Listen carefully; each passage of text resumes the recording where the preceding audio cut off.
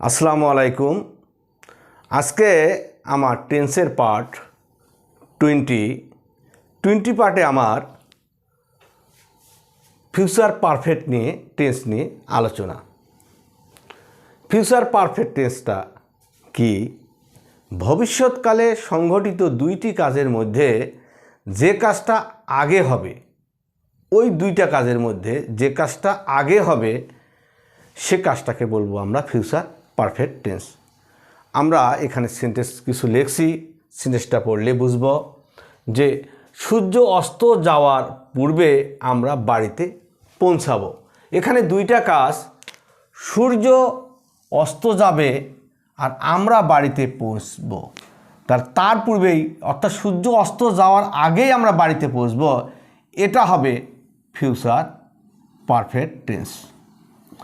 আর আরেকটা কাজ যেটা থাকলো সেটা হবে প্রেজেন্ট ইনডেফিনিট টেন্সের নিয়মে কিংবা ফিউচার ইনডেফিনিট টেন্সের নিয়মে করতে হবে। এখন আরেকটা হলো এটার যে কোনো নির্দিষ্ট সময়ে যদি কোনো ভবিষ্যৎকালে কোনো কাজ কোনো নির্দিষ্ট সময়ে যদি হয়ে থাকে সেটাও কিন্তু ফিউচার পারফেক্ট টেন্সের নিয়মে করতে হবে। কিভাবে? সে রাত 10টার আগেই কাজটি শেষ করে থাকবে, অর্থাৎ 10টা বাজবে তার আগেই সে কাজটা করে, একটা নির্দিষ্ট সময় দেওয়া আছে, ভবিষ্যৎকালে এই নির্দিষ্ট সময়ের মধ্যেই সে কাজটা করে ফেলবে। এই টেন্সটাও কিন্তু ফিউচার পারফেক্ট টেন্স। এখন ফিউচার পারফেক্ট টেন্সের গঠনটা কি? যে ফিউচার পারফেক্ট টেন্সের গঠন হলো সাবজেক্টের পরে শ্যাল বা উইল বসবে, হ্যাভ বসবে, ভার্বের পাস্ট পার্টিসিপাল আছে, ভার্বের থার্ড ফর্ম প্লাস অবজেক্ট যদি থাকে তো অবজেক্টটা হবে। তাহলে আমরা এই টেস্টটা আমরা করার চেষ্টা করব। তাহলে সূর্য অস্ত যাওয়ার পূর্বে আমরা বাড়িতে পৌঁছাবো। সবসময় বাংলা সেন্টেন্সের শেষের সেন্টেন্সটা আগে লিখতে হয়। তা আমরা বাড়িতে পৌঁছাবো, তো এটা ভার্ব, এটা হলো সাবজেক্ট। তা আমরা বাড়িতে পৌঁছাবো এই নিয়মে আমরা যেহেতু করব, তাহলে হবে উই শ্যাল নেওয়া যাইতে পারে, শ্যাল হ্যাভ, পৌঁছাবো reached third form reached home, before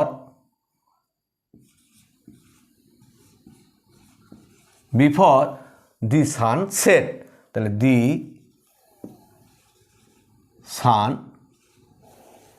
set, অর্থাৎ যেহেতু দি সানটা third person singular, present indefinite টেন্সে নিয়ে হলে সেটস বলতে হবে, দি সান সেট। তাহলে we shall have reach home before the sun sets. কিংবা এই সেন্টেন্সটা আমরা এভাবে লিখতে পারি, দি সান উইল সেট, অর্থাৎ এটা ফিউচার টেন্সের নিয়মে আমি লিখলাম, এটা হলো প্রেজেন্ট ইনডেফিনিট টেন্সের নিয়মে লিখলাম। এটা ফিউচার ইনডেফিনিট, এটা হলো প্রেজেন্ট ইনডেফিনিট টেন্স। আমরা দুই নিয়মে এই পরের টেন্সটা করতে পারি। পরেরটা দেখি, সে রাত 10টার আগে কাজটি শেষ করে থাকবে। তাহলে এখানে কিন্তু ডবল সেন্টেন্স কিন্তু নাই, একটা নির্দিষ্ট সময় দেওয়া আছে, তার কাজে এটা ফিউচার পারফেক্ট টেন্সের নিয়মে হবে।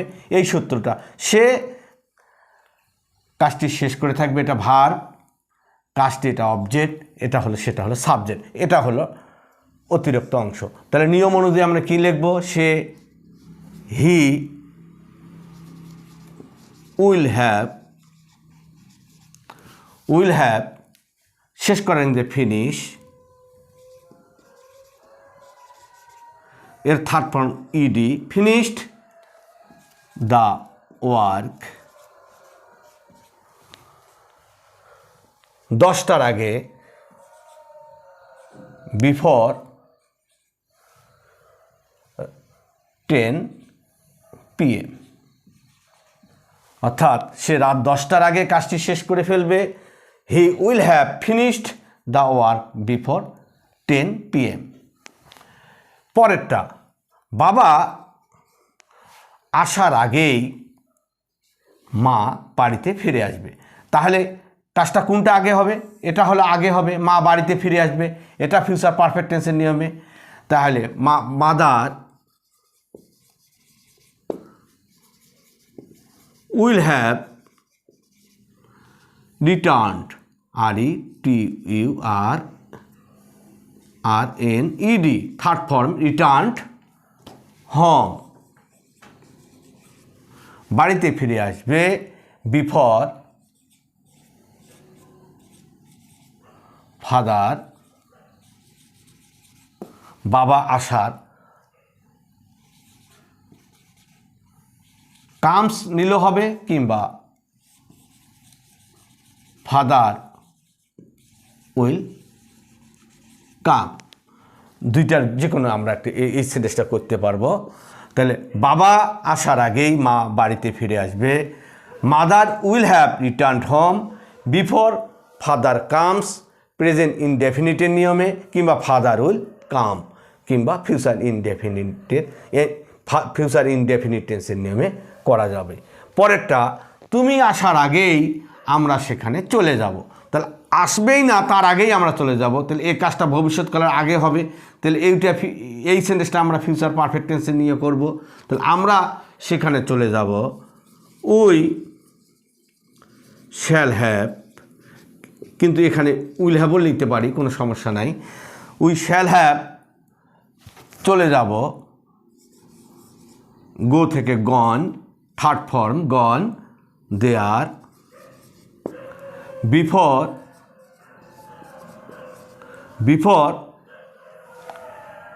You come oblique you will come, আমরা দুইটার যে কোনোটা নিতে পারি। তাহলে কী হলো ইংরেজিটা? তুমি আসার আগেই আমরা সেখানে চলে যাব। We shall have gone there before you come or you will come. আগামী মাসের মধ্যে তিনি একটি বাড়ি নির্মাণ করে ফেলবে। তাহলে তিনি আগামী মাসের মধ্যে, আগামী মাস একটা নির্দিষ্ট সময়, তিনি একটি বাড়ি নির্মাণ করে ফেলবে। নির্মাণ করাটা হলো ভার্ব। কে নির্মাণ করবে? তিনি, সাবজেক্ট। কি নির্মাণ করবে? একটি বাড়ি। আমরা সাবজেক্ট অবজেক্ট ভার্ব পেয়েছি, বাকিটা অতিরিক্ত অংশ হলো আগামী মাসের মধ্যে। তাহলে সেই নিয়মে ফিউচার পারফেক্ট, যেহেতু আগামী মাস একটা নির্দিষ্ট সময় বেঁধে দেওয়া আছে, কাজে এর মধ্যেই কাজটা শেষ করবে, কাজেই এই সেন্টেন্সটা হবে ফিউচার পারফেক্ট টেন্স নিয়মে। তাহলে সেই নিয়মে আমরা করব। প্রথমে সাবজেক্ট হি, সে, নিয়মটা হলো auxiliary verb will have,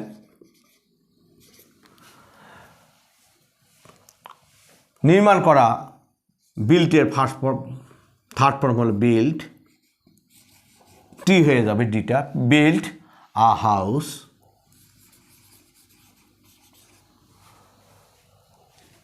he will have built a house আগামী মাসে বাই দ্য